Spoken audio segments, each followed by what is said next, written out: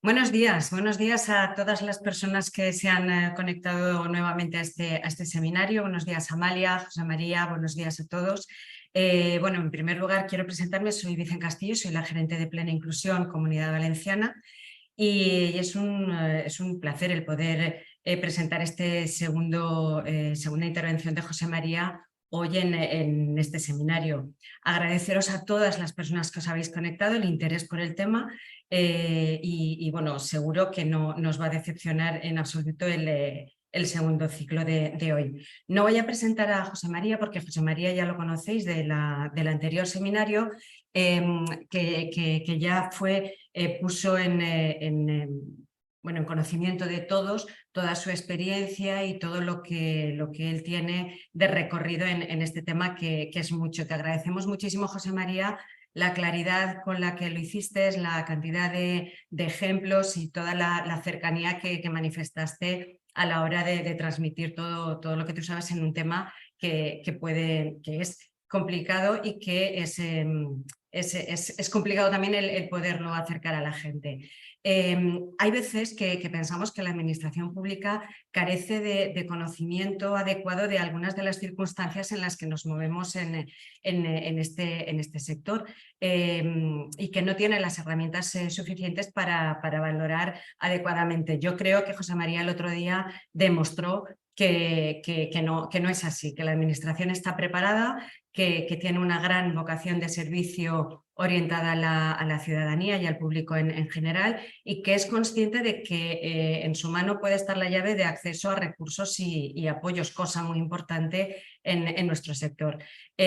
Yo creo que el otro día se quedó patente también que el instrumento del que estamos hablando, el baremo, es exhaustivo, es eficaz y que está en una constante mejora para ser lo más justo posible a la situación de cada una de las personas, ¿no?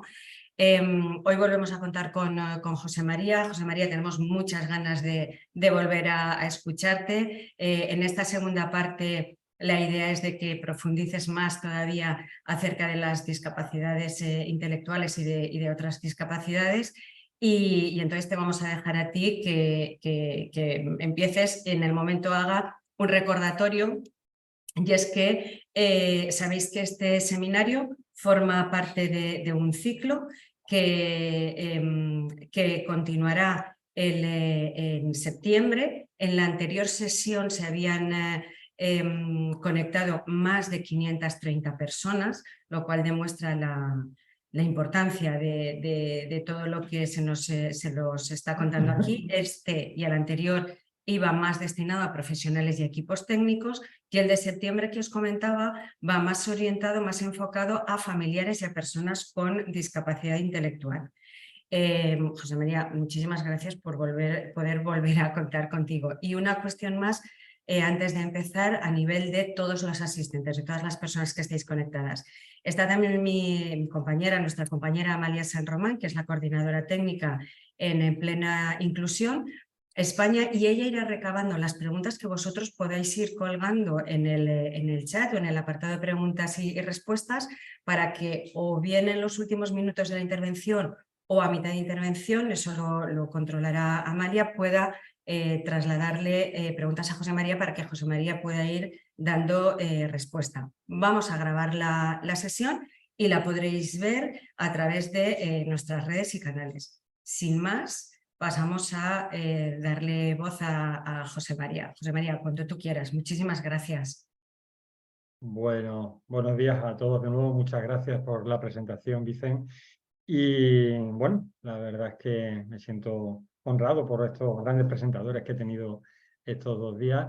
Y como decía, bueno, intenté en el primer seminario situaros un poquito a nivel global sobre cómo funciona y cómo se relacionan los distintos componentes del baremo. Creo que en mayor o menor medida, por lo menos pudisteis entender un poquito mejor en qué se mejora y cómo se afina y cómo se consigue llegar a un resultado de valoración de discapacidad mucho más válido que antes, precisamente por eso cantidad de indicadores que comentábamos que se valoran ahora y que se tienen en cuenta y antes no. Y bueno, quedaron ahí, si no recuerdo mal, unas cuantas preguntas pendientes. Y antes de iniciar con la segunda parte, en la que vamos a profundizar sobre los capítulos relacionados con la infancia, discapacidad intelectual y enfermedad mental, pues me gustaría contestar a estas preguntas y así, bueno, pues quedan resueltas. ¿De acuerdo? Bueno, inicio la presentación, comparto pantalla, ¿de acuerdo?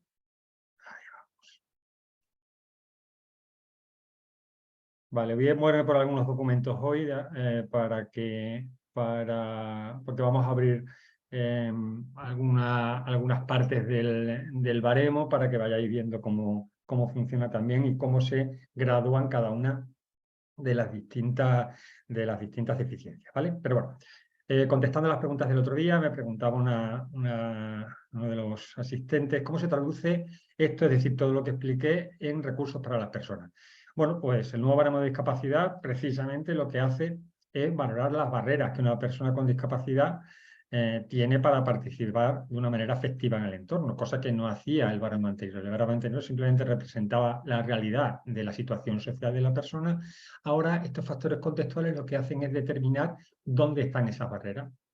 Por ejemplo, si se detecta que una de las barreras, por ejemplo, ayer estuve viendo a un chaval que tiene un adolescente que tiene un trastorno del estado de ánimo asociado a un proceso traumático y parece ser que la dificultad la tiene en el entorno, en las amistades, en la gente que está a su alrededor. Bueno, pues, ¿qué va a hacer este nuevo baremo? Va a detectar esa barrera y va a intentar de algún modo con este tipo de deficiencia aportar a través, por ejemplo, del mundo asociativo, un lugar o sitio de ocio para poder trabajar con él, ¿vale?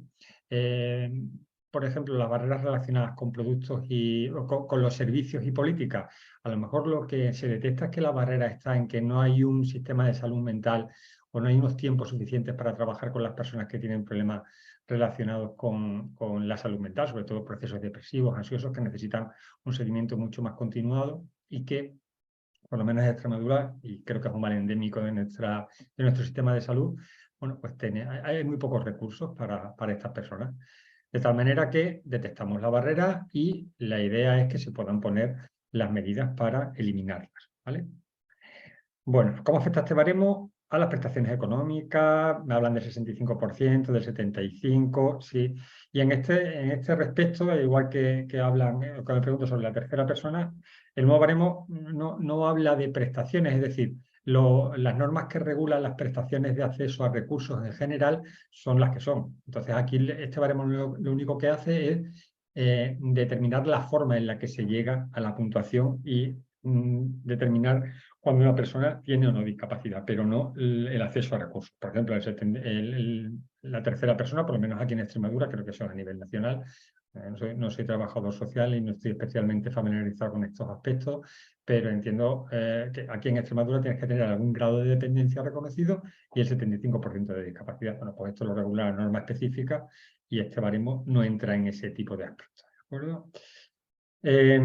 Me preguntaban aquí por qué un escolar se mide hasta los 16 años y si realmente está escolarizado hasta los 21.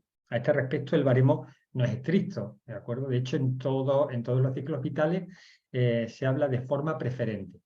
¿Por qué se puso los 16 años? Porque es la edad obligatoria de escolarización y hay más personas de las que pensamos que a partir de ahí pues entran en el mundo laboral. Evidentemente lo normal es que sea 18, 19, 20 años, pero es verdad que muchos pues sí que van accediendo al mundo laboral.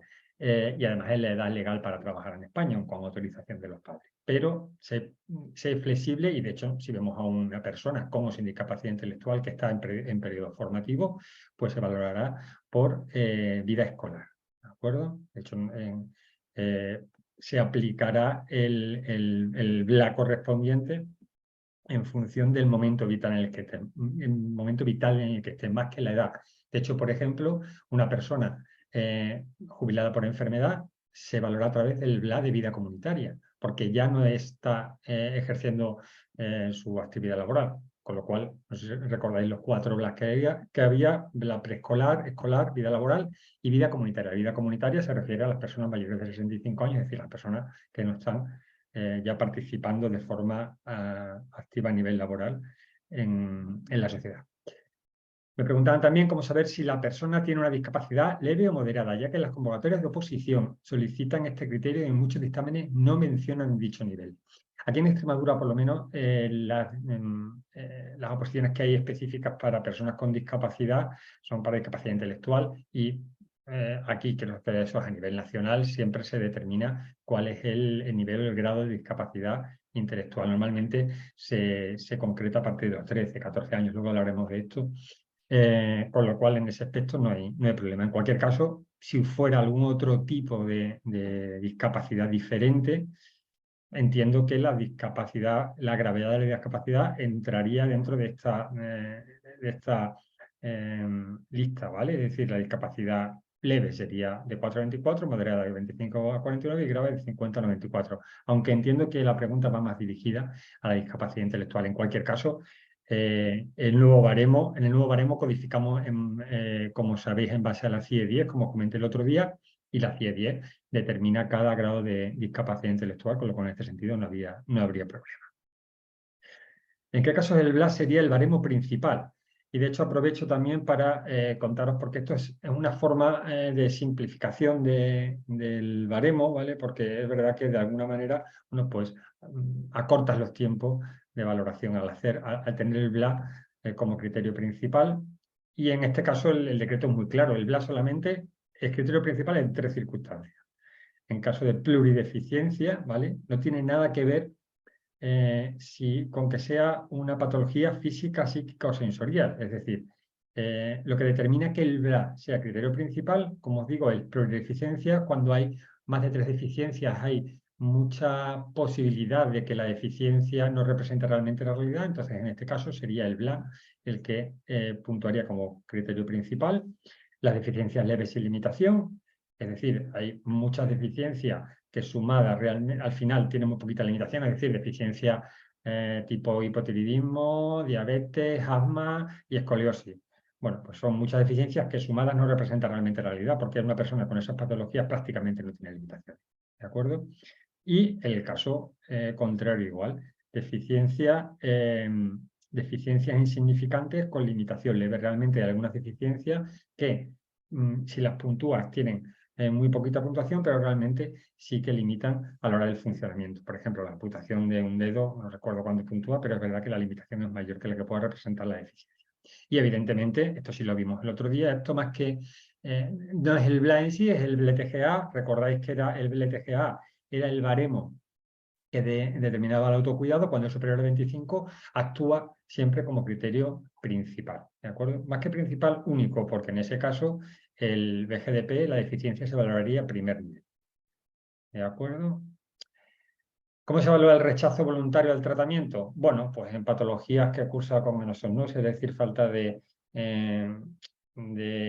conocimiento o falta de conciencia de enfermedad, forman parte de la sintomatología de la propia enfermedad, como pueden ser las esquizofrenias o algunos deterioros cognitivos, y bueno, pues se valoraría como un síntoma. Pero es cierto que si hay una persona que voluntariamente rechaza un tratamiento que está específicamente indicado, pongamos por ejemplo una persona toxicómana que rechaza el ingreso en una unidad para rehabilitación de su patología, en ese caso no se podría valorar al expediente, ya que no ha alcanzado la máxima mejoría clínica que se le supone y se puede invalidar, por decirlo de alguna manera, la valoración en esos casos. Tras escuchar la exposición sobre cómo se interrelacionan los valores, me surge una duda. ¿Qué pedazo tiene la valoración de discapacidad en la valoración de dependencia? Pues no hay una variación a este respecto, al igual que comentaba antes con el tema de las prestaciones. Hay comunidades autónomas en las que sí hay más relación entre ambos departamentos, porque a lo mejor están en el mismo edificio, pero realmente, bueno, pues la relación que hay es esta que os comentaba antes para la tercera persona. Sí es verdad que el BTGA permitiría de algún modo valorar esa dependencia, sobre todo en niveles más avanzados o en patologías más severas, pero eso está por ver, ¿de acuerdo? Con lo cual, ahora mismo es así. ¿Se sigue considerando el 33% el mínimo para reconocer la discapacidad? Sí, en esto no cambia. Si no recuerdo mal, el texto refundido para la ley de las personas con discapacidad de 2013 ya indica que esa es la puntuación necesaria para alcanzar el grado de discapacidad.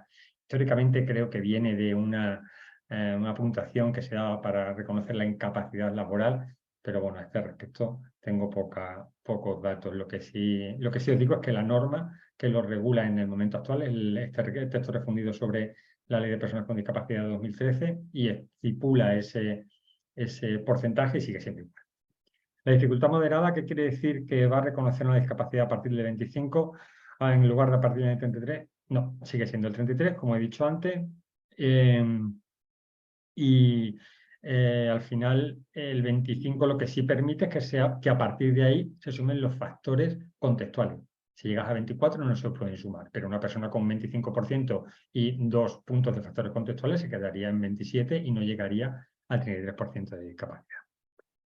El equipo cuenta con terapeutas ocupacionales. La mayoría de las funciones y actividades se evalúan AVD y AVD instrumentales. Bueno, la norma dice que los equipos multiprofesionales deberán contar en su composición con profesionales del área sanitaria y con profesionales del área social, con titulación mínima de grado universitario. No especifica cuáles son. Tradicionalmente sabéis que son médicos y psicólogos, pero como veis aquí se abre un poco más la puerta. ¿Vale? ¿Podrías explicar por qué una persona con TEA puede no llegar a obtener un reconocimiento de discapacidad? Bueno, esto lo veremos luego cuando veamos los trastornos del desarrollo y veréis de una manera más gráfica por qué puede ser así. Los baremos tienen la misma importancia a la hora de valorarlos. Probablemente no entiendo bien esa pregunta, si la persona que lo hiciera estuviera hoy, me lo quiere aclarar porque no entiendo bien a qué se refería. Y por último, ¿cómo va a influir en las listas de espera? Bueno, pues las listas de espera se han visto aumentadas inicialmente por la pandemia. Es verdad que en esos tiempos, bueno, pues se veía menos personas, hubo un tiempo incluso en el que se anulaban las citaciones y eso ha agravado pues, mucho la situación, que es lo que realmente ahora, por lo menos en Extremadura, ha complicado mucho y ha hecho que los tiempos de espera sean más grandes. Lo normal es que con el nuevo baremo, cuando vayamos manejándolo con más soltura, no tenga una influencia importante a la hora de aumentar la lista de espera. Pero bueno, también es verdad que está por ver. Bueno, pues vamos a iniciar.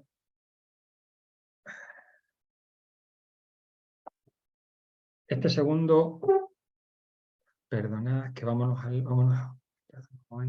principio. Aquí. Ahora.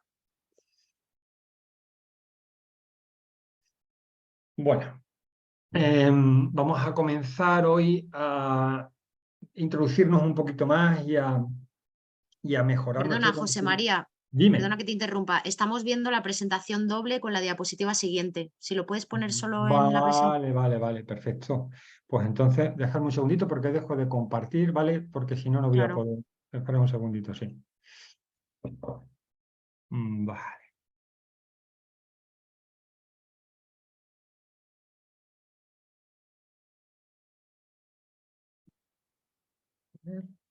Ahora, perfecto. No, espera. ¿Ahora? Igual Ahora se ve perfecto. Sí, se ve bien ya, ¿no? Vale, perfecto. sí. Ya no se ve la Gracias. diapositiva siguiente, ¿verdad? No, se ve Vale, solo la... vale, muy bien. Bueno, pues como os decía, vamos a entrar hoy a profundizar un poquito más sobre cómo se valoran específicamente las discapacidades intelectuales, que entiendo que hay un grupo de personas que trabaja fundamentalmente con esta población y bueno, pues creo que es importante que sepáis cómo mejora la valoración actual a la antigua y también los trastornos mentales y del comportamiento. Todos sabemos que la comorbilidad entre discapacidad intelectual y trastornos del desarrollo con enfermedades mentales, con alteraciones conductuales, con la impulsividad, con la irritabilidad, pues está muy relacionada y yo creo que es importante también conocer cómo estas enfermedades se valoran con el nuevo baremo y al igual que el lenguaje también pues suele estar afectado cuando hay personas con discapacidad intelectual y aunque se valora ya dentro de la propia discapacidad, sí es verdad que hay muchas personas que a lo mejor debutan con un trastorno del lenguaje, tipo trastorno específico, tipo TEL o tipo disfasia y bueno, pues luego evolucionan hacia un trastorno del desarrollo, con lo cual, bueno, yo creo que también es interesante que veamos esto. Un poco recordando lo que vimos el otro día, hicimos una introducción inicial sobre cómo se llegó y cómo se gestó el nuevo baremo de discapacidad, hablamos de las normas generales, de cómo se valoraba, cómo se graduaba, entramos en el baremo de eficiencia, también profundizamos en el BLA, que como decíamos, tanto el BLA como BRP eran los baremos nuevos, ¿vale? Un segundito, voy a ver si pongo aquí. El BLA y el BRP eran los baremos nuevos y que enriquecían el baremo antiguo. Los factores contextuales sustituían a los factores sociales de los que ya hemos hablado, y veíamos cómo se interrelacionaban los componentes del baremo. Estas fórmulas un poco, bueno, que al final a lo mejor a mí me parecen complejas, a vosotros os parecen más sencillas, pero es verdad que a mí hasta cuando llegó el momento, pues sí es verdad que me resultó inicialmente complicado, y luego es verdad que cuando te haces con ello, pues bueno, es como todo, ¿no? Es cuestión de trabajarlo, pero sí es verdad que tienes que tener un poquito de conocimiento de base, ¿no? De por qué sucede esto, para luego entender el resultado que da. Y luego hay preguntas que, bueno, creo que están más o menos resueltas. Los objetivos de este seminario de hoy es exponer y explicar las normas específicas que rigen la valoración de discapacidad en infancia y adolescencia, algo totalmente novedoso que no existía hasta ahora. Señalar las situaciones de simplificación que permite el nuevo baremo para la evaluación de edad preescolar y escolar.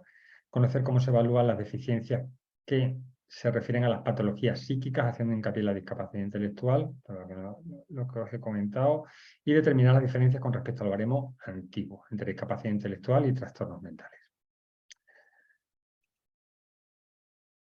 Vamos a hablar inicialmente de las normas específicas, luego profundizaremos específicamente sobre el capítulo 1. El capítulo 1 se refiere a los capítulos en los que se divide dentro de cada uno de los dominios hay una serie de capítulos. Luego ponemos la diapositiva del otro día, y los que vamos a ver hoy son los capítulos 1, 2 y 7, ¿de acuerdo? Que todos se refieren al dominio de sistema nervioso y cerebral, ¿vale?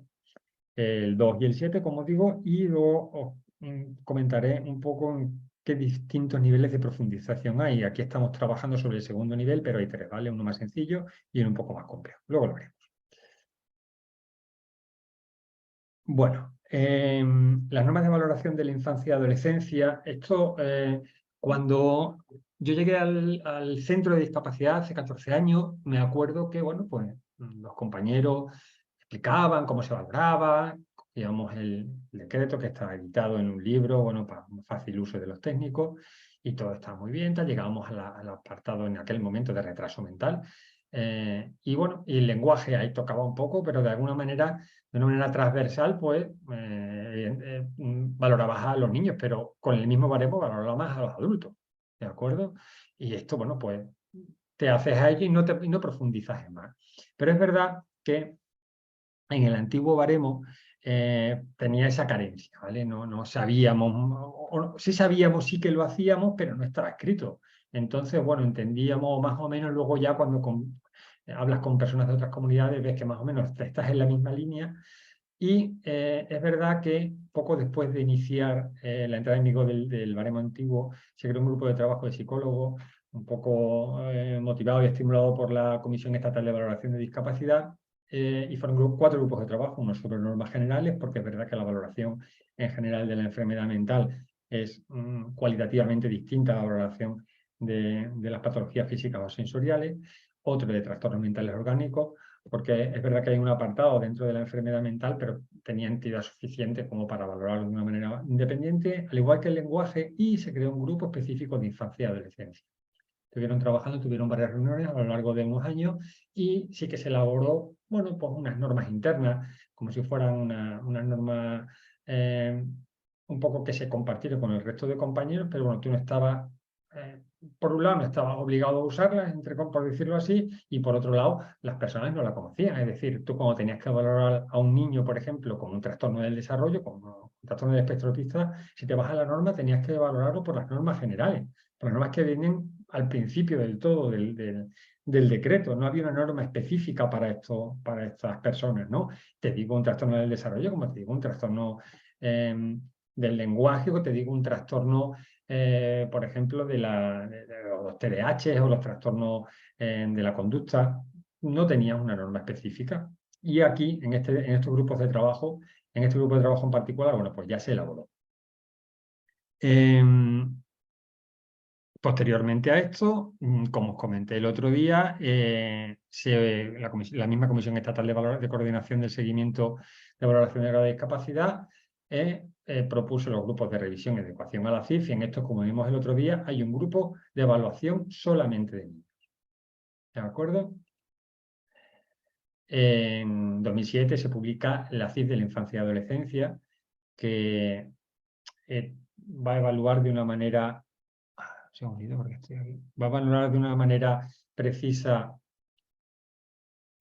Un segundo, porque no me está dando problemas. La discapacidad en la infancia y la adolescencia, y requiere un conocimiento de los cambios de funcionamiento asociados al crecimiento. Es decir, todos conocemos, o por lo menos los psicólogos que estamos ahí, que entiendo que somos muchos, sabemos cuáles son las etapas de desarrollo, tanto a nivel de lenguaje, de comunicación, de socialización, y evidentemente no puedes evaluar de la misma manera a un adulto que a un niño, ya que tienes que tener en cuenta ese proceso evolutivo. Entonces, también para elaborar la nueva norma hemos tenido muy en cuenta la CIF de la infancia y adolescencia. Y finalmente, en el Real Decreto actual aparece un apartado que es solamente que es criterios específicos de evaluación de la infancia y la adolescencia, donde se nos dice cómo hacerlo. ¿De acuerdo? Introduce este Real Decreto un concepto importante, que es el concepto de demora. Es decir, los aspectos negativos de las funciones y de las estructuras corporales, limitación en la actividad y restricciones en participación. Como veis, con la demora no solamente vamos a valorar la deficiencia, sino también vamos a valorar los otros componentes del baremo. Y reflejan el hecho de que un problema en la infancia y adolescencia puede reflejar un retraso en el desarrollo. Podemos asimilarlo a lo que hasta ahora conocíamos como retraso madurativo. ¿De acuerdo? ¿Y cómo medimos la demora? Bueno, pues aquí tenemos el famoso cuadro de calificador de la CIF, en el cual, pues, cuando tenemos una demora, cuando no hay demora, sería un 0,4%, cuando hay una demora leve de 5 a 24, demora moderada de 25 a 49, demora grave de 50 a 94 y demora muy grave completa de 95 a 100. Es decir, ese retraso es muy importante. El reconocimiento se sustentará siempre en una deficiencia permanente. Cuando nosotros valoramos a las personas que pasan por nuestro centro, lo que vamos a valorar son las secuelas de una deficiencia que va a permanecer supuestamente para siempre. Luego se pueden hacer revisiones por mejoría, aunque son pocas las que llegan, o nosotros hacemos los expedientes provisionales para comprobar que realmente esa deficiencia sigue provocando limitaciones en la actividad. Pero tenemos la excepción de la infancia y la adolescencia de niños con enfermedad grave de pronóstico incierto.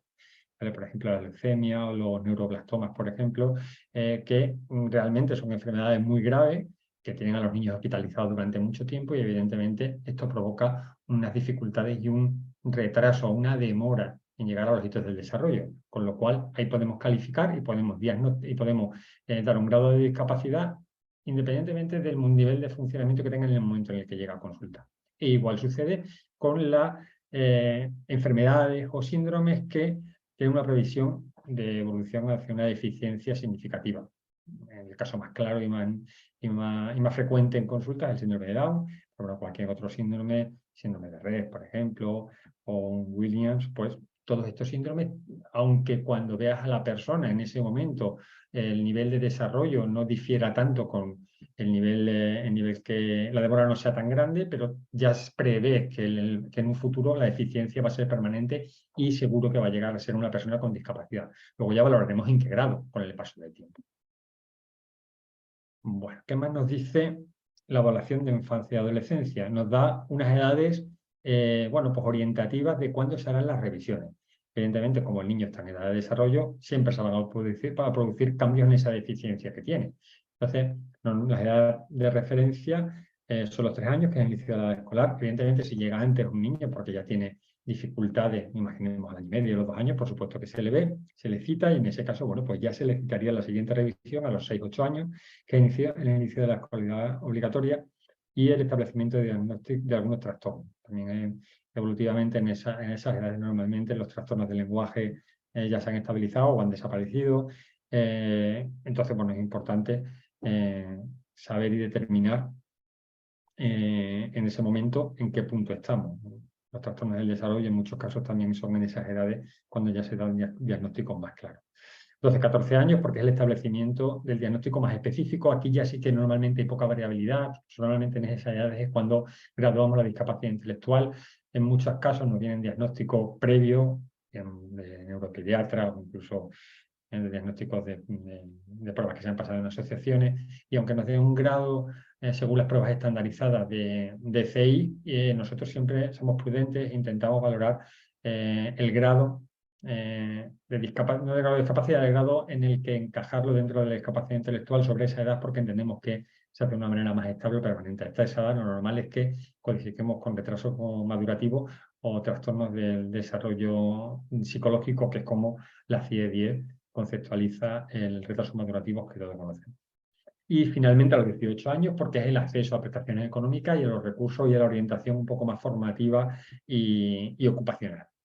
Con lo cual, estas son las edades que actualmente ya más o menos se utilizan.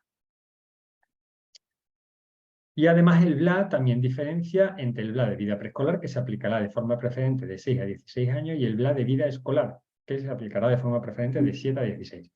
O de 6 a 16, efectivamente. Y este 16, como os he comentado antes, bueno, pues es flexible, ¿de acuerdo? Si una persona sigue escolarizada hasta los 21 años, pues se valorará por el BLA de vida escolar hasta los 21 años. Vale, ahora vamos a entrar, una vez visto que este Real Decreto entra y abre la puerta y da visibilidad a la valoración de la infancia y la hace cualitativamente distinta al resto a la valoración de adultos, entramos en cómo valoramos cada uno de los capítulos que afectan fundamentalmente a la infancia y adolescencia a nivel de desarrollo. Como recordaréis, los dominios en los que se dividía los nuevos baremos son 8 y el primer dominio es el que nos compete. Estamos hablando de funciones mentales y estructuras del sistema nervioso. Estos capítulos son especiales porque al final es difícil objetivar muchas veces en dónde está la deficiencia. Al final, bueno, pues el cerebro no deja de ser el órgano del cuerpo más desconocido, más complicado, y al final, bueno, pues tenemos que valorarlo en base a cómo la persona se comporta, cómo funciona, ¿de acuerdo? Entonces vamos a ver porque hay una forma un poquito diferente de valorar estos dos capítulos con respecto al resto de capítulos del baremo.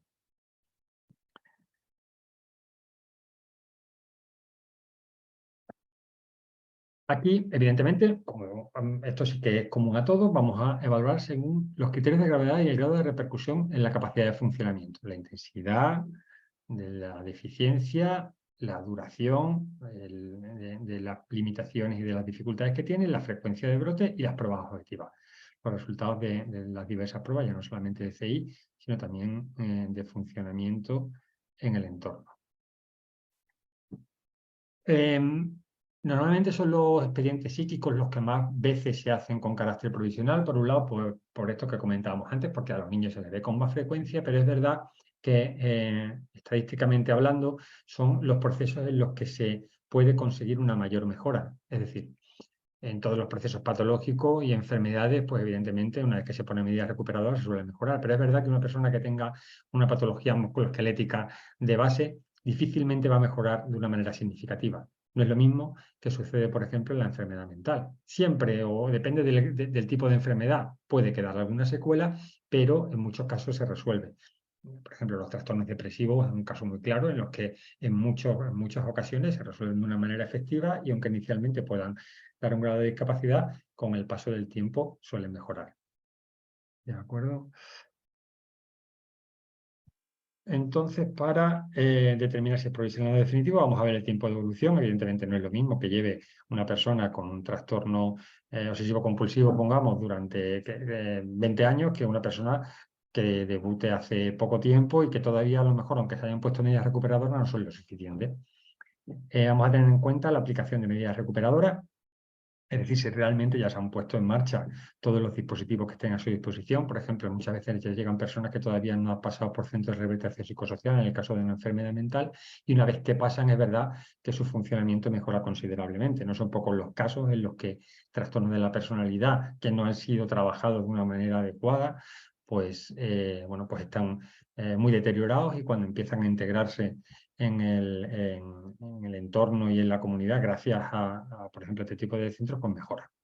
La cronificación un poco está ligado al tiempo de evolución. Cuando ya es una patología muy crónica, evidentemente, bueno, pues se hace de una manera más definitiva, se valora como definitivo de expediente las capacidades residuales, es decir, si realmente ver qué patología o qué dificultades te han quedado ya como secuelas permanentes. Sobre todo esto es muy claro en el caso de deterioro cognitivo, y las posibilidades de mejoría que puedan tener ese trastorno. Bueno, y si pensabais que habíamos acabado con las siglas, pues prepararos, porque aquí vienen unas cuantas más. Bueno, voy a intentar explicaros esto de la forma más sencilla posible, y bueno, ya con la experiencia del otro día, creo que a lo mejor así os puede resultar más sencillo.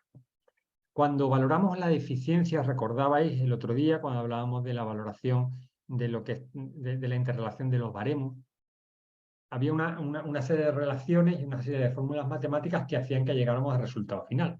Bueno, pues esta misma metodología son las que utilizan las guías JAMA para llegar a la valoración de la eficiencia.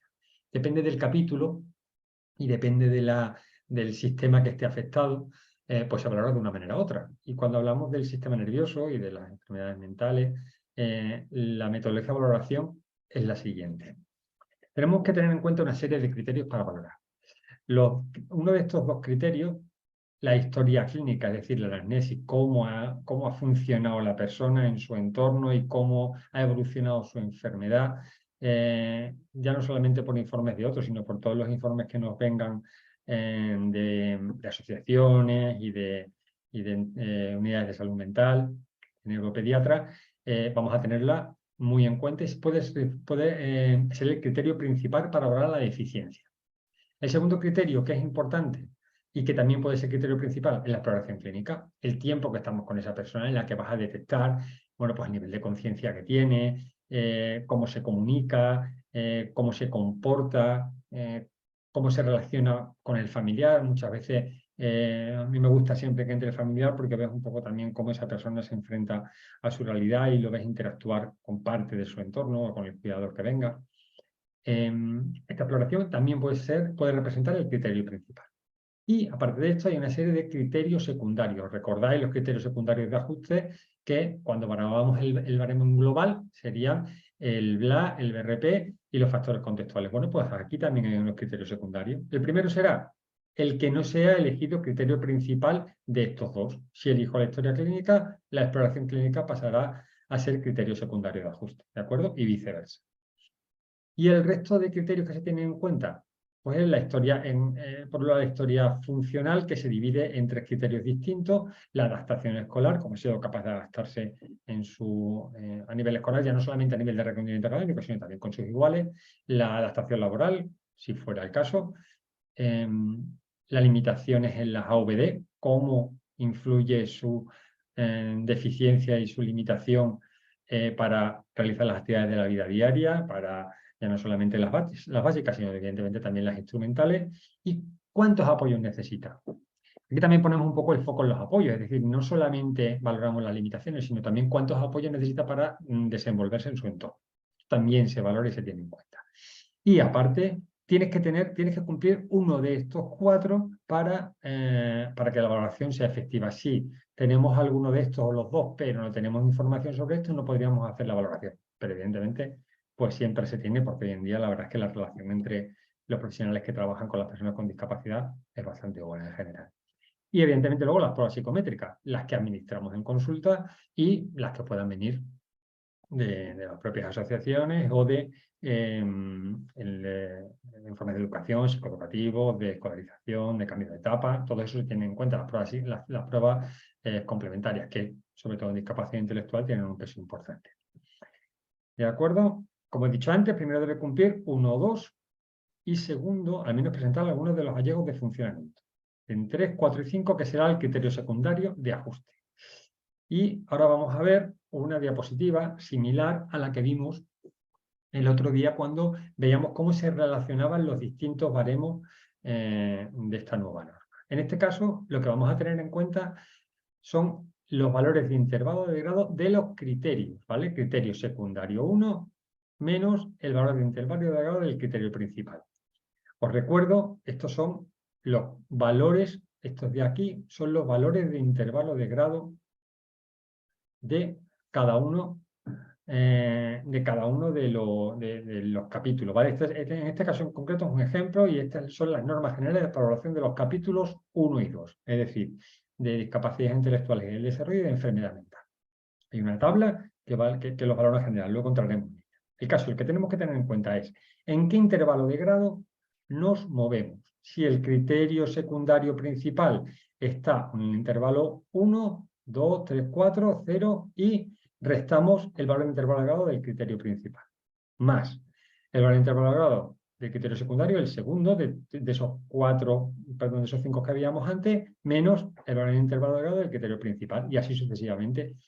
En el caso de la puntuación global para llegar al grado de discapacidad solamente teníamos 2, aquí podemos tener varios, ¿de acuerdo? Con lo cual se complica un poco más. Podemos llegar a tener hasta 6 valores de intervalo de grado de criterio secundario.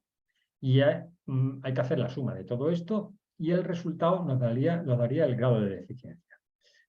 Es complicado y bueno, os vamos a poner un ejemplo solamente con 2 criterios secundarios para que veáis cómo funciona.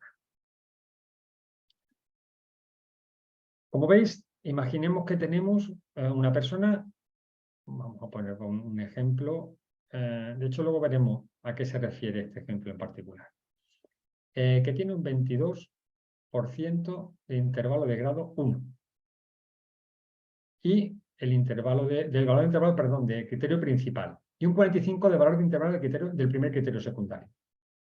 Con lo cual, como estamos aquí, imaginemos una persona que tiene un funcionamiento intelectual límite. El funcionamiento intelectual límite se sitúa en este intervalo, pero sin embargo tiene, por ejemplo, un funcionamiento para la autonomía en las actividades de la vida diaria que representa más un intervalo 2. ¿Por qué? Porque se asemeja más a un funcionamiento de una persona discapacitada con un grado ligero.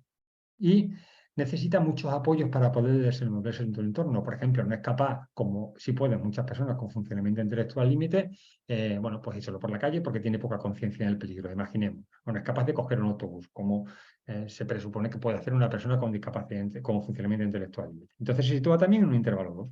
¿Qué hace esto? Lo que hace es, si restamos el valor de intervalo 1, que recordáis los números, cada valor de intervalo se le asigna un número, y en este caso sería el valor de intervalo de grado del criterio secundario de ajuste 1, es decir, el intervalo 2, está en el intervalo número 2 menos el intervalo 1, más el intervalo 2 menos el intervalo 1, que es donde está el criterio principal. Y nos indicaría que tiene un más 2. Es decir, dentro de estos valores de intervalo de grado, lo que hacemos es subir 2 intervalos, ¿vale? Dos valores en concreto. Esto es lo que indica este 2, que sube 2 valores de intervalo dentro de este intervalo de grado, porque el criterio principal siempre te va a mantener aquí. Es decir, una persona con un funcionamiento intelectual límite siempre va a estar en el intervalo 1. Sin embargo, sí que puede subir 2 intervalos de grado, con lo cual, al final, nos daría un 29. ¿Qué significa que esta persona tiene un 29 en este intervalo de grado? Que cuando pasamos el porcentaje de cada tabla específica a la clase de gravedad global de deficiencia, que es lo que hay que hacer aquí, nos lleva al 30. Es decir, la puntuación desde la que partimos para que se interrelacionen el resto de baremos de esta norma es el 30. ¿Qué quiere decir esto? Que una persona con un funcionamiento intelectual límite sí que puede llegar al grado de discapacidad porque a partir del 30 puede sumar factores complementarios. Los factores contextuales, perdón. Entonces esos factores contextuales van a hacer que pueda llegar al 33%. Es complicado y me ha costado intentar representarlo de una manera gráfica, es difícil de ver, pero espero que hayáis tenido un poco una idea de cómo funciona, y esto lo que pasa es que creo que no va a funcionar. No, tenía un enlace. Dejadme, porque esto sí creo que es importante que lo veáis. A ver. ¿Seguís viendo la presentación o veis la pantalla ahora? Amales, ¿estás por ahí? Vemos sí, claro, vemos la diapositiva del caso práctico. Vale, pues entonces voy a dejar de compartir y comparto otra vez, ¿vale? Porque yo creo que esto sí es importante que lo veáis.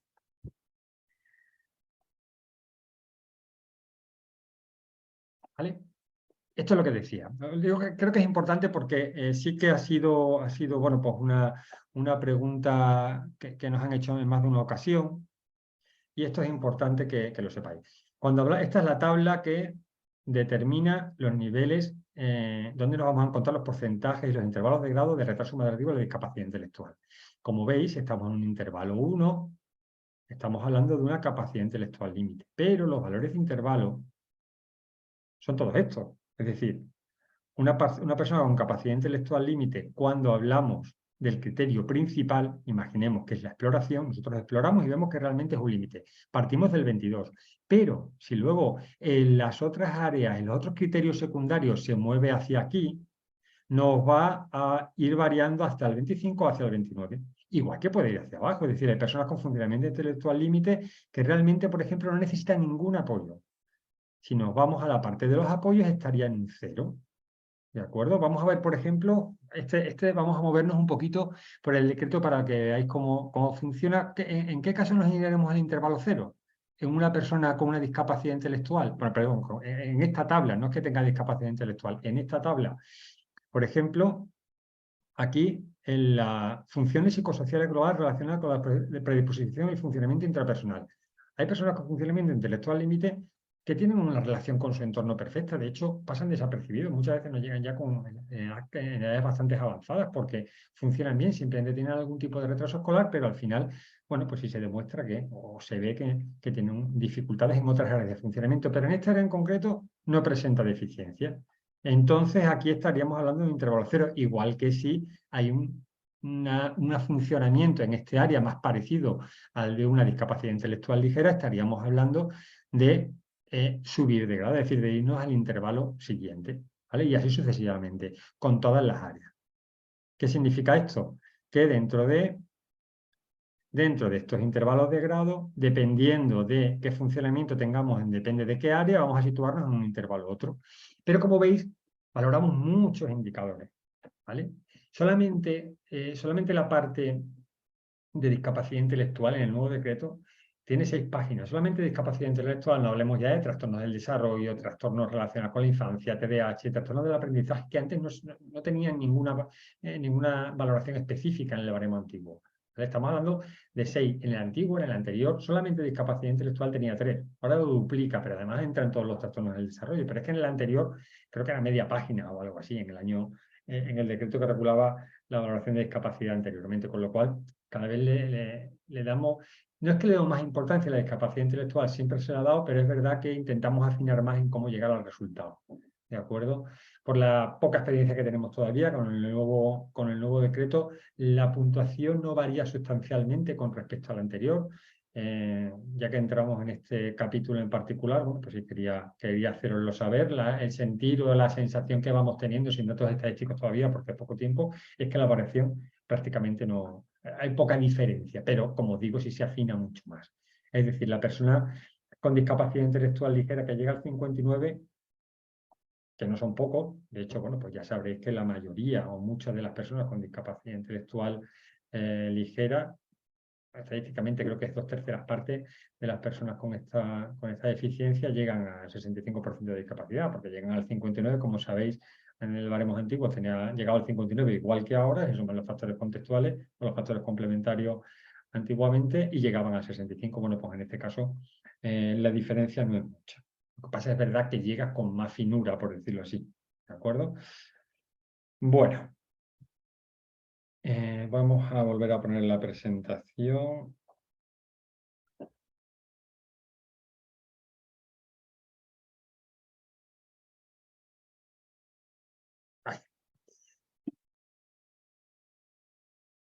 Vale. No sé si... ¿Qué hora tenemos? Uf, madre. ¿Qué No sé tal si vas? tiene- Tenemos preguntillas, si quieres que te haga Pues alguna. venga, hazme algunas preguntas si quieres hasta las 11 y a las 11 acelero para entrar en cada uno de los capítulos. Vale, Dime. mira, hay una que la has contestado ahora, a lo largo de estos últimos 10 minutillos, que una persona decía, ¿este nuevo baremo cómo afecta a las personas con inteligencia límite?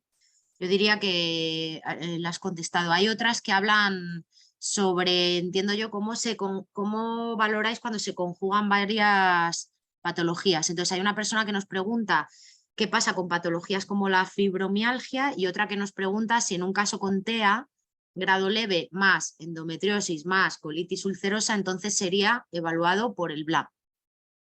No, no. Esto es una cosa que sí me gustaría dejar clara. La norma dice que siempre se valora por deficiencia. Tengo la sensación por alguna de las preguntas que me hiciste, que me llegaron el otro día y por esta que me haces ahora, que como que el BLA puede ser, son casos excepcionales, pero ni siquiera la norma te obliga a hacerlo así.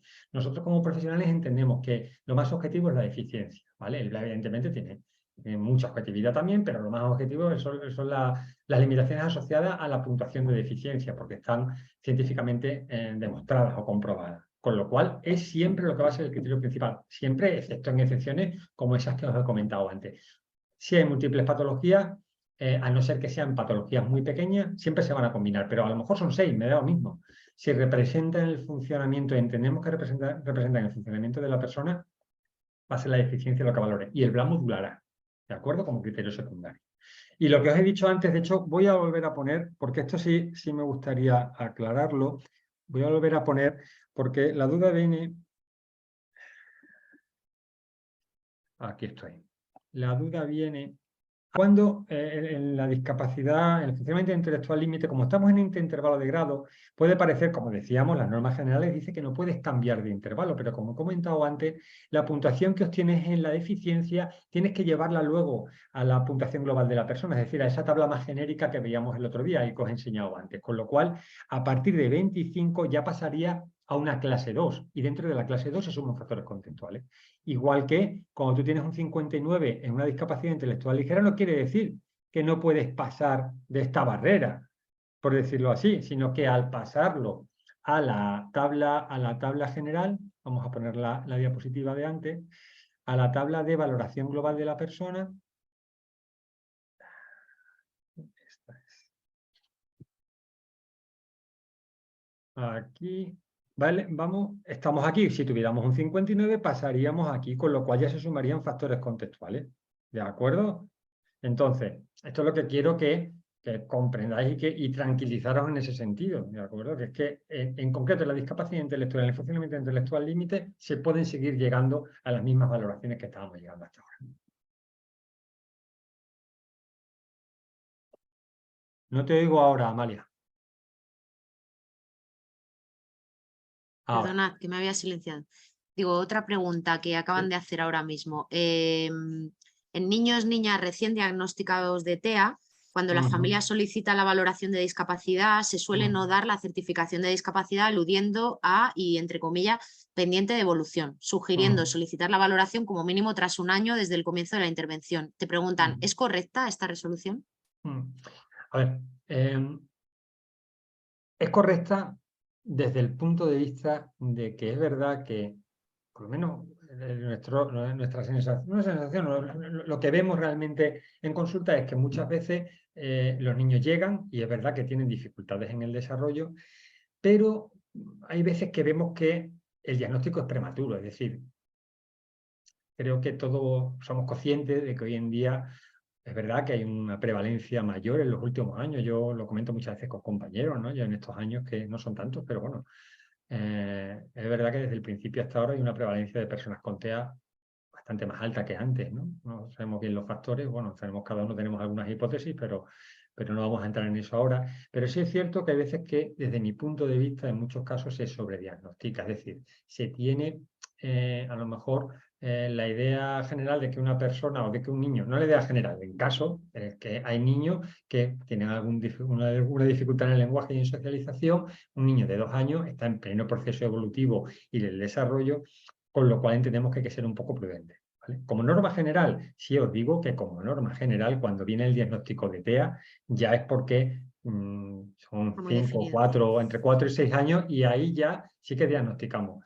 En algunos casos se diagnostica antes y es verdad que hay casos en los que se ve muy pronto, pero hay otros casos en los que es verdad que hay que ser, yo entiendo, un poco más prudente. Igual que profesionales neuropediatras que diagnostican de una manera más preventiva, por decirlo así, es decir, ellos diagnostican porque consideran que realmente es así, otros que son más prudentes y prefieren esperar un poco la evolución del niño. Nosotros entendemos que etiquetar a una persona con un trastorno del espectro autista a los 2 años sin tener unos signos claros y definitorios de dicho trastorno es un poco prematuro y creo que no es bueno ni para el niño ni por supuesto para la familia, ¿vale? Entonces esa es la idea. Ahora, si eso limita el acceso a recursos, estaríamos hablando de otra cosa, pero creo que eso no lo hace nadie. Es decir, nosotros en Extremadura podemos derivar atención temprana a niños que no llegan al 33% de discapacidad y entiendo que eso pasa en todas las comunidades, ¿vale? Entonces, lo importante en esos casos, más que llegar, que en los casos en los que son claros, por supuesto que se llega, es que se acceda al recurso. Y una vez que se pongan medidas recuperadoras, volver a ver, ¿vale? Esto es un poco el motivo por el que se determina citar al niño al poco tiempo para ver cómo ha evolucionado una vez que se ha trabajado. ¿De acuerdo? No sé si he contestado la pregunta. Sí, dice otra persona, Aztegui, gracias a toda la gente que estáis haciendo preguntas. Dice, según la explicación hemos entendido que entre los 12 y 14 años se intentará concretar más diagnóstico de retraso madurativo. Esto Sí. ahora no sucede así, hay diagnósticos de retraso madurativo hasta la mayoría de edad. ¿Esto entonces Bueno, va a cambiar? ¿Lo hemos entendido bien? Bueno, mire, os digo, no hay hasta ahora no había una norma, como os he comentado antes, para evaluar la infancia y la adolescencia. No teníamos ni siquiera una de las orientativas. Esto es algo que hacíamos internamente, por decirlo así.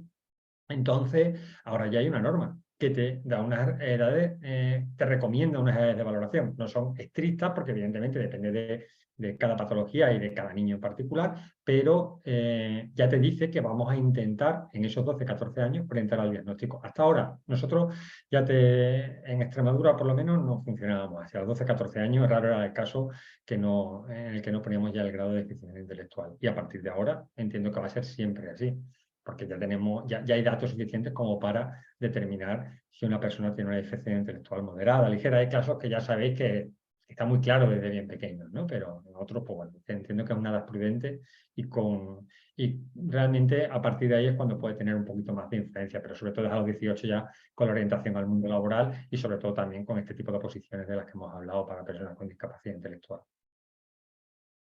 Vale, ya por último, y te dejo que Vale, podamos seguir avanzando, hay algunas venga. personas que están diciendo que efectivamente, con respecto a lo que has dicho hace un momentito, de que vosotros mismos consideráis que diagnosticar de manera tan prematura a niños y niñas con TEA puede ser una cosa que les perjudique, muchas personas están diciendo que ese mismo hecho es perjudicial porque no permite que haya un acceso a determinados recursos que de manera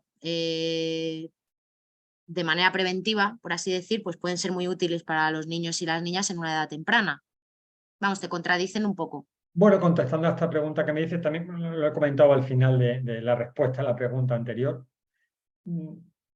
Nunca limitamos recursos a una persona que tenga dificultades. Es decir, como he comentado, nosotros en Extremadura tenemos un marco de atención a la discapacidad en el cual se nos permite derivar a tratamiento de atención temprana a cualquier niño, aunque no llegue al 33% de discapacidad, si consideramos que esas medidas recuperadoras pueden actuar de manera preventiva y mejorar la posible o evitar el avance de la deficiencia. Con lo cual, creo que ningún valorador de discapacidad en España va a limitar a recursos a una persona que tenga una sospecha de TEA. ¿De acuerdo? Me resulta difícil verlo. Otra cosa es que sean niños. Y sucede que vienen con pequeñas limitaciones o con dislalias, por ejemplo, evolutivas, que no vienen más de los que os pensáis, o niños que vienen con TDAH del preescolar, que bueno, también es opinable siquiera si eso existe, porque realmente, bueno, pues es verdad que el TDAH tiene su importancia, pero es verdad que son niños que funcionan en su entorno, les puede limitar a nivel escolar, y es verdad que hay TDAH y TDAH, como en todo hay grados, y hay limitaciones que no vienen asignadas por el diagnóstico, pero como norma general, estas personas no es que no necesiten tratamiento, sino que es un proceso evolutivo y que la propia evolución del niño va a hacer que esa deficiencia se corrija, ¿vale? Entonces, en esos casos no se orienta. Es decir, también tenemos que tener clara una cosa. Nosotros también nos encargamos, aparte de valorar discapacidad, de asignar recursos a personas. Entonces, yo cuando muchas veces me dicen, es que a mi niño necesita, mi niño necesita, mi niño necesita, yo lo entiendo. Yo como padre lo entiendo perfectamente, pero nosotros tenemos que discriminar entre qué necesita, cuáles niños lo necesitan de verdad y a qué niño es recomendable, ¿vale? Porque al final los recursos son limitados. Ojalá que no tuviéramos recursos limitados, yo siempre lo digo. Yo orientaría sobre todo tratamiento psicológico, por ejemplo, es una terapia en la que orientamos, pero durante un tiempo, porque los padres dicen, es que le viene muy bien. Digo, claro, le viene bien, pero tienes que tener en cuenta que esto tiene una fecha fin. Todos los tratamientos tienen una fecha fin.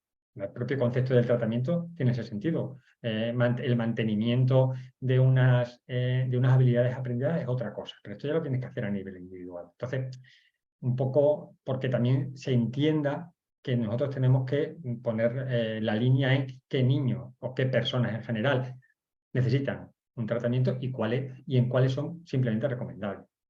Con niños, evidentemente, pues somos lo más sensibles posible, ¿vale? Intentamos orientar y, de hecho, también normalmente tenemos lista de espera en atención temprana y en todos los tratamientos de logopedias, psicoterapia, etcétera. Vale, pues si te parece, José María, seguimos Vale. y respondemos Sí. las que queden al final. Venga, fenomenal. Bueno, pues como voy a ir bastante más rápido porque estamos... Bueno, son las 11:05. Bueno, espera un segundito, que se me ha movido aquí. Un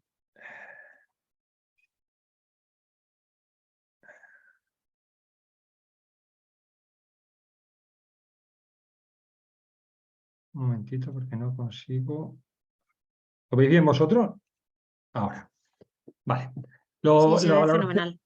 La valoración del capítulo 1, que es toda la valoración de trastornos del desarrollo, están, bueno, hay unos criterios generales, después la tabla específica que ya hemos visto de discapacidad intelectual, los trastornos específicos del aprendizaje que hasta ahora no se valoraban, ¿de acuerdo? Podía dar una puntuación, pero normalmente no se valoraban porque nosotros tenemos que valorar deficiencia y funcionamiento en la vida diaria y el aprendizaje hasta ahora, pues en casos puntuales y muy severos sí que tenían una mínima valoración, pero ahora ya tienen una tabla específica y sí que se valoran. Los trastornos del espectro autista, que hemos pasado a tener 0 tablas a tener 3, imaginaros, de menores de 6 años, de 6 a 15, aquí esto es una pequeña rata, lo pongo 7 a 15 porque realmente es lo que aparece en el decreto, pero se corregirá, ¿vale? Hay una corrección de errores del BOE prevista y entre esa corrección, una de las cosas que se va a corregir es esa. Y a los TEA mayores de 16 años, otra tabla que no existía, TDAH, trastorno, entendemos que tienen entidad propia, aunque un TDAH aislado normalmente no da discapacidad o no llega al 33% de discapacidad, sí que es comórbido a otras patologías y tienen una entidad propia, además es muy frecuente. Los trastornos disociales, todos los trastornos del comportamiento, que tampoco tenían entidad propia, los trastornos de las emociones específicos en infancia y adolescencia, tenemos una tabla que solamente valora esto, y los trastornos por tics, ¿vale? Estos son menos frecuentes, pero es verdad que por las peculiaridades de estos trastornos se ha entendido que es importante hacer una tabla aparte. ¿Vale? Los criterios generales, estos son los intervalos de grado, no vamos a pararnos mucho, porque solamente se clasifican aquí las patologías y las deficiencias que no están incluidas en ninguna de las otras tablas, pero como hay tal variabilidad de tablas, bueno, pues ya las tenemos. De hecho, esta tabla también sirve para el capítulo 2, luego lo comentaré. La deficiencia intelectual, ya hemos entrado un poquito en ella, hemos visto la tabla y pues valoramos y graduamos en función de ya no solamente el CI, sino otros factores como el funcionamiento, la conducta adaptativa. ¿De acuerdo? Porque ¿qué dice la Asociación Americana de Discapacidades Intelectuales y del Desarrollo? Que una discapacidad intelectual se caracteriza por las limitaciones significativas en el funcionamiento intelectual. Esto sí que hay que tenerlo en cuenta, es decir, al final decimos, no es que no se desenvuelva bien en su entorno, pero tenemos que partir, para que sea discapacidad intelectual, de que el funcionamiento cognitivo y de que el carácter más conceptual y académico de la concepción de la inteligencia tiene que haber una diferencia, ¿vale? Tiene que haber una conducta adaptativa, pero evidentemente la conducta adaptativa cada vez es más importante y le damos más peso, y es evidente que al final una de las maneras en las que se refleja estas dificultades es en cómo funciona en su entorno. Y esto también me gustaría, y lo he puesto aparte porque es importante que se sepa que es en periodo de desarrollo. Esto un poco lo preguntabais el otro día, y es verdad que nosotros, cuando vienen personas adultas, bueno, pues también también las valoramos cuando vienen valoradas como diagnosticadas con discapacidad intelectual, pero evidentemente tenemos que tener algún indicador de que en el periodo de desarrollo ha habido una dificultad, porque es lo que dice la norma, no porque nos lo inventemos nosotros, ¿vale? Ya no solamente lo dice la norma, sino que también lo dice el DSM-5, aquí tenemos un enlace al DSM-5, pero bueno, no vamos a entrar en él, pero como bien conocéis, el DSM-5 ya no te dice cuál es el CI. Las puntuaciones de CI que antes se daban ya no se tienen en cuenta, ¿vale? Y de hecho nosotros sí que evidentemente no se tienen en cuenta, no, perdón, sí se tienen en cuenta, pero no funcionan como criterio principal, como funcionaba antes. Es decir, nosotros antes, para poder introducir en un intervalo de grado de discapacidad intelectual, nos guiábamos por el CI. El Real Decreto antiguo, la discapacidad intelectual leve, bueno, pues iba de 70 a 50, ¿vale? Pues tenías que tener esa puntuación. Si no estabas ahí, no te podíamos introducir como una discapacidad intelectual leve. Sin embargo, la evidencia y la experiencia nos dice que hay personas con un 72% de CI, con un 72% de CI, perdón, y que son personas con dificultades, unas dificultades adaptativas, conceptuales y prácticas que hacen que funcionen como una persona con discapacidad intelectual leve. Posiblemente en el tramo bajo, es decir, en el tramo bajo, personas más asimiladas a funcionamientos intelectuales límites, pero realmente son ligeros, ¿vale? Vale. Como decía, el trastorno de aprendizaje también tiene una puntuación. Como veis, los intervalos de grado no siempre son los mismos, dependerá de cada trastorno, porque no todos tienen la misma entidad ni limitan tanto para el funcionamiento. Con lo cual, en esta deficiencia en particular, solamente tiene 2 intervalos de grado y, como veis, valora como máximo hasta 15.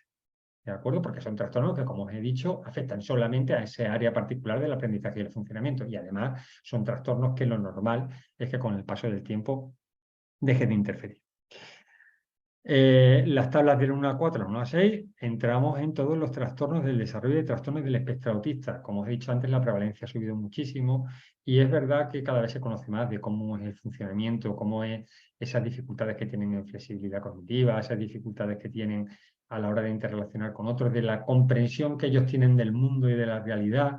Entonces, bueno, pues además es diferente y entendemos que es diferente según el proceso, el momento evolutivo en el que esté. Por eso es tan importante que se diferencien las tablas dentro de las edades de las personas que tienen trastorno del espectro autista, ¿vale? Y valoramos todos estos trastornos, que como sabemos hoy en día normalmente se valoran todos como trastornos del espectro autista. Es un espectro, un amplio abanico, ¿de acuerdo?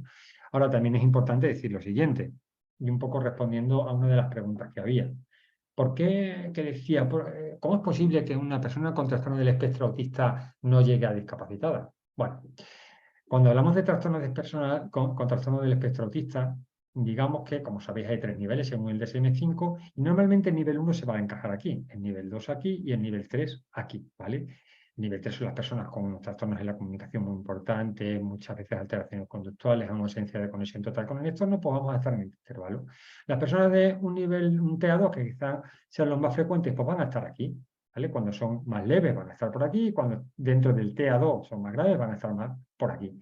Pero también hay personas con un TEA de nivel 1, muchos de los Asperger antiguamente diagnosticados, que tienen un funcionamiento que está por aquí, pero que han aprendido, porque es verdad que las personas con TEA que tienen una capacidad cognitiva buena y que no tienen unos intereses especialmente restrictivos y a los que se les ha enseñado a comunicarse, a relacionarse en su entorno, muchas veces funcionan como personas con signos de TEA, que estaríamos hablando aquí. Con lo cual nos vamos a orientar más al 25. E incluso podríamos poner como criterio principal que fueran solamente signos y a lo mejor el diagnóstico de TEA, pero que funciona muy bien. Todos conocemos personas muy famosas que tienen un diagnóstico de trastorno con el espectro autista que funcionan en su entorno con total normalidad. ¿De acuerdo? Con lo cual, ese es el motivo por el que hay personas con TEA que no llegan a discapacitados, que son los menos, pero existen. Además, también quiero aclarar que nosotros no valoramos diagnósticos. Es decir, un diagnóstico no da un porcentaje de discapacidad, sino las limitaciones y la graduación de las limitaciones que en su funcionamiento y que en la actividad tienen. ¿Vale? Los trastornos hipercénicos, los TDAH, que valoramos de distintos tipos y como pasaba con los trastornos del aprendizaje, pues bueno, tampoco en sí mismo tienen entidad propia como para llegar a discapacitados, llegan hasta 24 como máximo. Los trastornos disociales, trastornos de comportamiento que muchas veces están asociados a discapacidad intelectual, también tienen estos intervalos de grado y como decimos, y en casos especiales, que los hay, típicos personas que luego debutan con un trastorno antisocial de la personalidad, pues bueno, pueden ser que lleguen a un 33% personas, niños que bueno, pues tienen muchas dificultades y que en su contexto normalmente es desfavorecedor. Los trastornos del comportamiento y de las emociones de la infancia y la adolescencia, bueno, pues hay algunos niños que es verdad que por posiblemente distintos factores contextuales que hay en su entorno, en muchos casos también por factores genéticos, bueno, pues presentan alteraciones en su estado de ánimo y en su trastornos ansiógenos. Se valoran específicamente por esta tabla los trastornos por TIC, los Tourette, que muchas veces, bueno, pues es verdad que tienen una limitación y en casos muy graves, pues pueden limitar de una manera muy significativa. El capítulo 2, trastornos mentales y del comportamiento. Ahí hablamos ya de adultos. ¿De acuerdo? Vamos a pasar un poquito más rápido por ahí, que creo que la mayoría de personas están más interesadas en los niños, pero creo que es importante que tengamos en cuenta y que veamos cuál es la especificidad que se da ahora a estos trastornos y a la evaluación de estos trastornos. Lo primero que hay que tener en cuenta, como os he dicho antes, es que en muchos casos hay que hacerlo con carácter provisional. ¿Por qué? Bueno, porque no se han puesto todos los apoyos, todas las medidas recuperadoras o porque realmente están aún en estadios iniciales. Depende también de la patología. Hay patologías que tienen buen pronóstico. No sé, por ejemplo, la esquizofrenia de inicio tardío pues, tiene mejor pronóstico que una esquizofrenia que debuta en la infancia o adolescencia. Bueno, pues este tipo de factores los tenemos en cuenta y están recogidos. Luego os comentaré un poquito sobre la profundización del baremo. ¿De acuerdo? Siempre vamos a valorar una vez obtenida la máxima mejoría clínica. Es decir, tiene que haber pasado un tiempo de medidas recuperadoras. Normalmente, si los tratamientos farmacológicos o la asistencia a las unidades de salud mental llevan poco tiempo, hacemos procesos agudos no valorables que llamamos y hasta que no pasan 2 años no valoramos deficiencias permanentes en el caso de la enfermedad mental en general. Como digo, esto es como norma general, hay excepciones, ¿de acuerdo? Los trastornos que valoramos, no voy a entrar mucho porque se parecen mucho, excepto estas dos tablas, la tabla de trastornos mentales debido al consumo de sustancias que no existía hasta ahora y los trastornos de la conducta alimentaria que también entendemos que tienen una entidad propia. De hecho, yo por mi experiencia quizás sean los trastornos más angustiosos que conozco, los trastornos de la conducta alimentaria. Bueno, los trastornos obsesivos compulsivos está toda su vida está muy condicionada está impregnada por las limitaciones asociadas a estos trastornos, con lo cual entendemos que también tenían que tener una valoración independiente. Por un lado vamos a ir viendo mínimamente las tablas, los trastornos mentales orgánicos, aquí bueno, pues entre las demencias, los trastornos, las secuelas de trastornos cráneoencefálicos, de demencias vasculares, etcétera, y estos son los intervalos de gravedad. Como vemos, el intervalo 4 llega hasta 95, porque es verdad que hay trastornos demenciales en los que bueno, pues la limitación es completa. Los trastornos mentales debidos a consumo de sustancias tiene que haber como mínimo un periodo de abstinencia de 2 años, ¿vale? Perdón, de dependencia de 2 años y evidentemente, bueno, pues depende del tiempo de duración del trastorno, pues va a dejar unas secuelas a otras y cuando la secuela... Normalmente valoramos secuelas, es decir, si una persona tiene otra secuela asociada al trastorno de consumo de sustancias, por ejemplo, el trastorno límite de personalidad, vamos a valorar el trastorno límite de personalidad, pero es verdad que esa conducta de consumo y de dependencia también hay que valorarla y, bueno, hasta ahora no se hacía y que creo que, bueno, pues sí que sí va a complementar en muchos casos la puntuación que puedan tener algunos otros trastornos. La esquizofrenia y trastorno psicótico, bueno, pues se valoran todos ellos, no vamos a entrar mucho en esto porque se nos va el tiempo, a ver qué calcule. Vale. Los trastornos del estado de ánimo general, trastornos bipolares, depresivos, bueno, son muy frecuentes en consulta, ¿vale? Los trastornos depresivos y trastornos distímicos, pero bueno, como he comentado antes, normalmente se hacen provisionales y y como norma general suelen mejorar. Hay algunos que están cronificados en el tiempo y bueno, se hacen también un carácter definitivo a partir de los 40, 45 años. Normalmente si ya vienen con un tiempo de duración largo se hacen con carácter definitivo. Los trastornos de personalidad, todos los trastornos establecidos en el DSM-5 se valoran como tal, ¿de acuerdo? Y los trastornos de la conducta alimentaria, ¿vale? Aquí lo que estamos determinando, creo que ya lo habéis visto, son las tablas. Es decir, para cada uno de estos trastornos tenemos una tabla específica. Voy a dejar de compartir para que veáis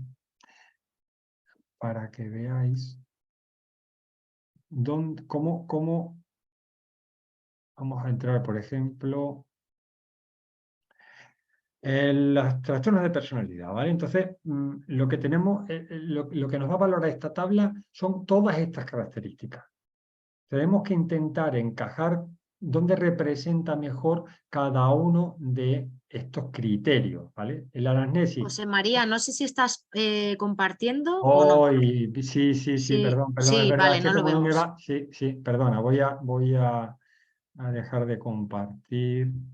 Ahora no me veis, ¿no? Te vemos a ti. Ah, vale, pues un segundito que comparto esto porque creo que es importante que lo veamos. Aquí estamos. Vale, os estaba comentando ahora sí, ¿verdad? Ahora sí. Vale, la tabla 2.6, perdón, que se refiere a los trastornos de la personalidad. Entonces, ¿qué hacemos? Vamos a intentar determinar en qué intervalo de grado encaja cada uno de estos criterios, ¿vale? Recordáis, la anamnesis, por ejemplo, criterio principal. Si una persona lleva un seguimiento ambulatorio de 2 años al menos, presenta sintomatología de carácter leve, con mínima repercusión funcional y puede precisar ingreso psiquiátrico o atención al servicio de urgencia en situación solamente de crisis, la encajaríamos aquí. Ahora, si aparte de eso el inicio es en la adolescencia, si tiene un patrón persistente de la forma de percibir y relacionarse y pensar sobre el entorno, y si además se pone de manifiesto en una amplia gama de contextos, pues la encajaríamos más aquí, en este intervalo, ¿de acuerdo? Pero, sin embargo, lo normal, es verdad que estamos hablando mucho de cambio de intervalo, lo normal es que cualquier patología, cualquier deficiencia, solamente se represente por un intervalo. Es decir, todas estas relaciones y estas fórmulas se utilizan, pero no son tan frecuentes, porque lo que más sucede es que cuando una persona, por ejemplo, tiene un trastorno de personalidad en un grado moderado, esté en el intervalo 2 en todos los criterios, en antecedentes, en sintomatología, en deficiencia de funciones mentales, en la adaptación escolar o laboral. ¿Me explico? ¿Vale? Bueno, vamos a volver a la presentación.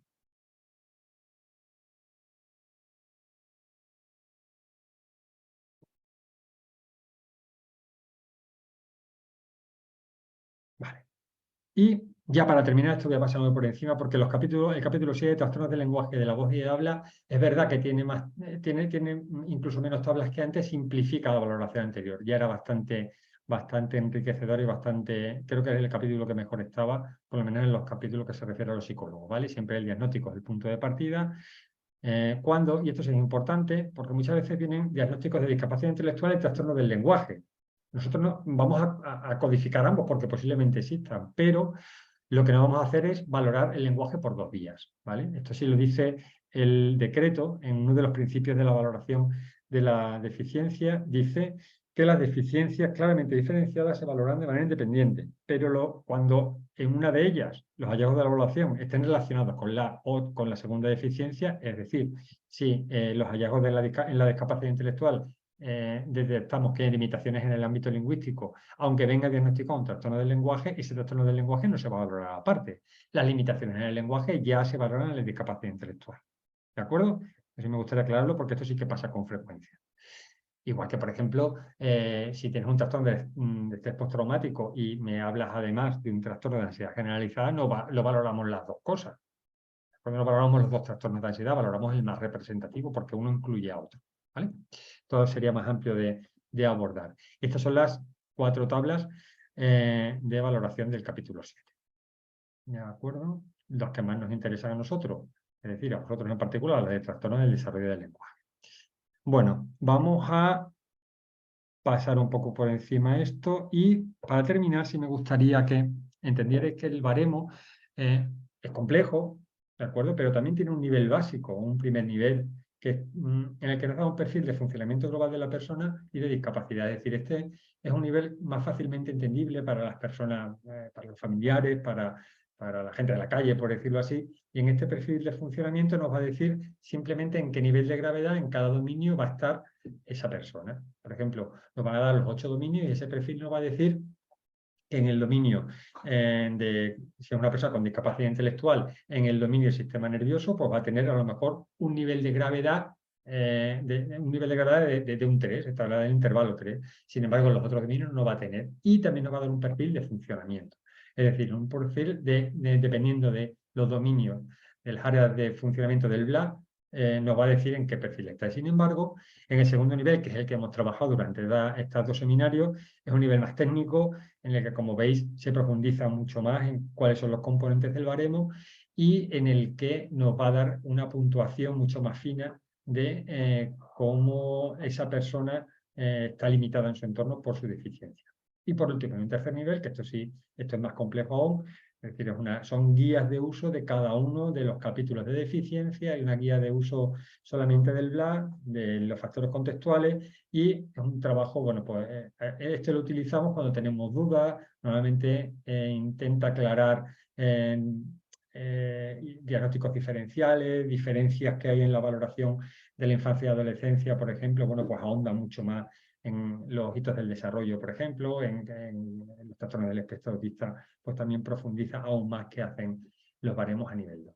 ¿Vale? Y este baremo, tercer nivel, está abierto a modificaciones, siempre se puede modificar, siempre que no modifique sustancialmente la norma, es decir, el Real Decreto, pero es verdad que está en continua mejora. De hecho, los grupos de trabajo que se crearon para la elaboración del segundo nivel, bueno, pues se mantienen y de hecho, bueno, pues se han ido mejorando con distintas personas, en concreto en el grupo de trabajo de psicólogos somos 4 grupos de trabajo, una infancia y adolescencia, otra enfermedad mental, de lenguaje y de trastornos asociados a trastornos mentales orgánicos, ¿vale? A todas las demencias y deterioros cognitivos.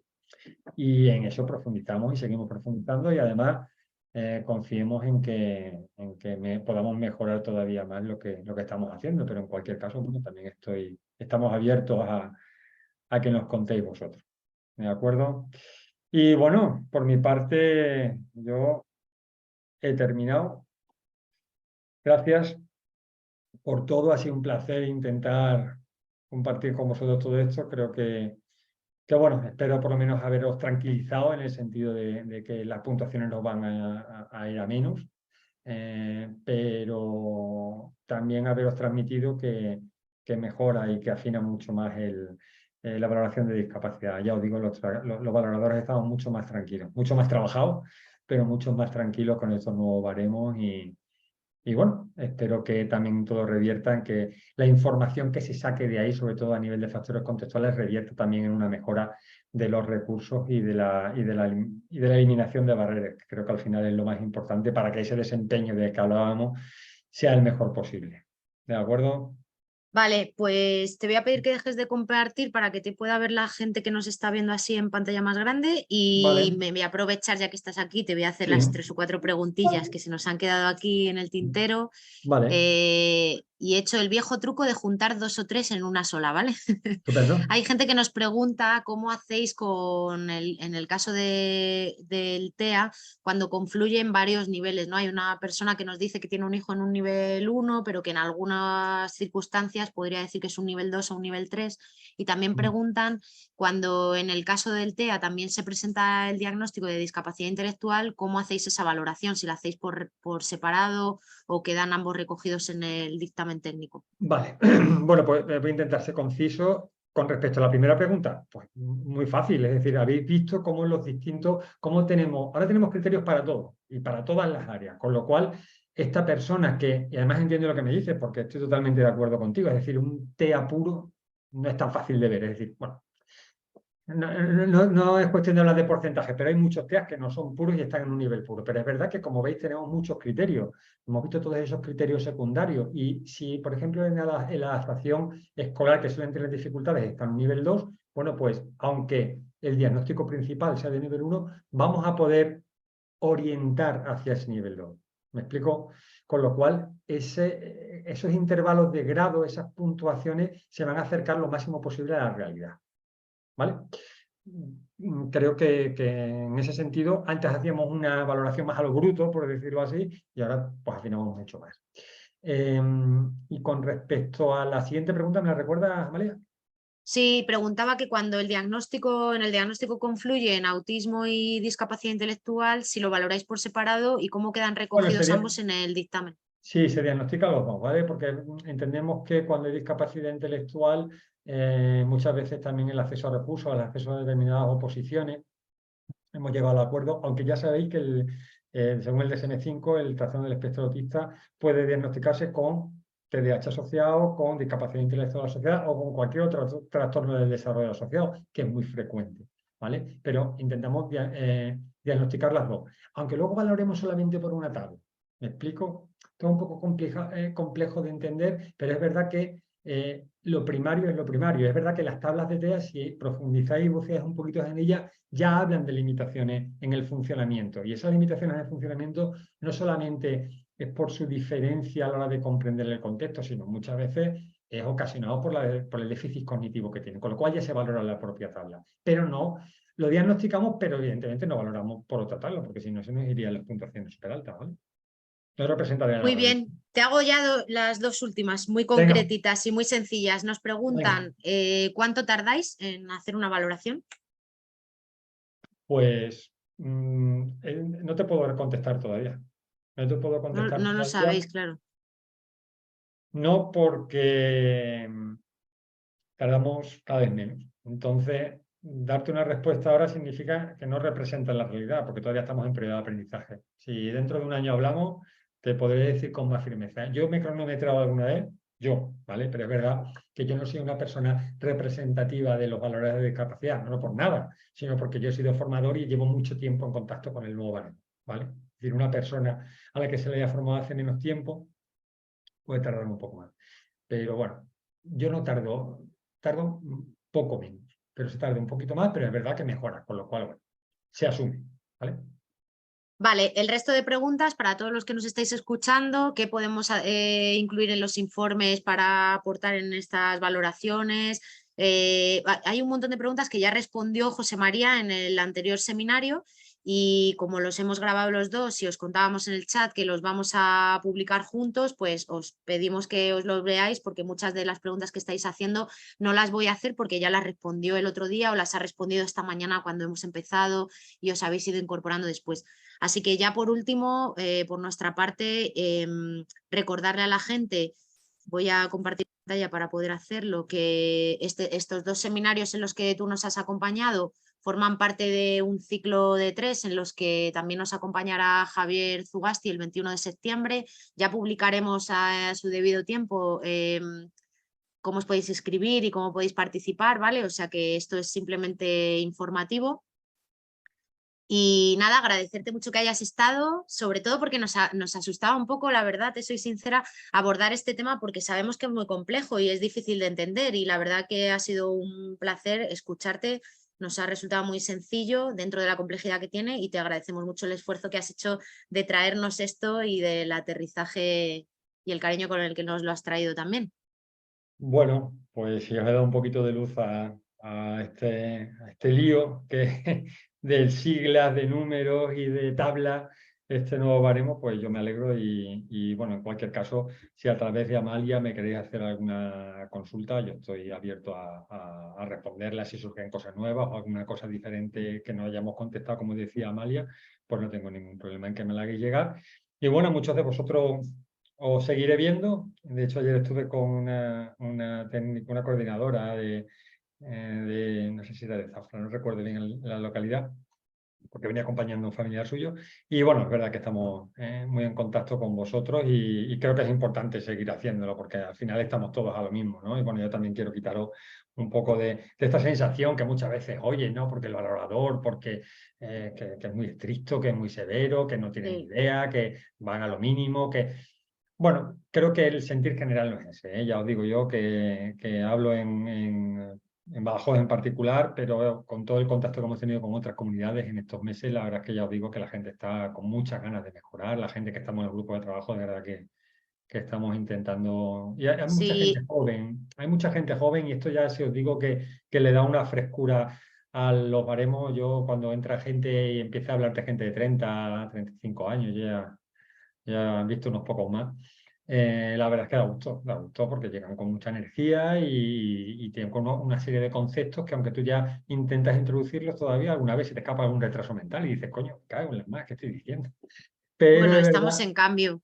pero es Como verdad que decía la... Vicen al principio, una de los mayores agradecimientos que te podemos hacer es que hayas venido aquí a romper un poco el tabú que también tenemos nosotros, el sesgo, ¿no? De pensar que a la administración pública muchas veces le falta información o le falta voluntad de cambio, y yo creo que tú has dejado claro estos 2 días que ni una cosa ni otra, que hay una clara voluntad de intentar ser lo más justos posible, porque también estáis luchando por el bienestar de las personas y además nos habéis traído un conocimiento de una forma muy sencilla, con lo cual, nada, solo agradecerte y esperamos contar contigo en otras ocasiones.